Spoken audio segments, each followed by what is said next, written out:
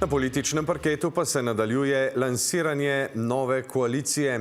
Ali bi lahko relativni zmagovalec volitev Robert Golob postal smoljenec sestavljanja prihodnje vlade? Golobovi politični zavezniki na levi danes brez dlake na jeziku.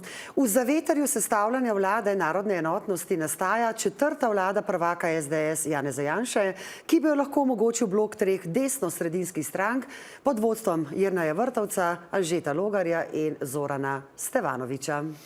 Vabilo v trojček pa imajo na mizi tudi socialni demokrati Matjaža Hana. Rene, se bodo odzvali? Predsednik SD Matjaž Han še popoldne ni vedel ničesar o vabilu, no pred slabo uro pa jasno, v tej konstelaciji nas ne bo. Danes popoldne je sicer potekala seja predsedstva SD, na kateri je Han dobil mandat za pogajanja za novo koalicijo in kot je zatrdil, stranka ne gre v nobeno desno-sredinsko vlado. Citiram, rezultat ni bil optimalen, a v politični situaciji realen. To so Hanove besede, zato bodo na majski klauzuri ugotavljali, kaj vse je šlo narobe.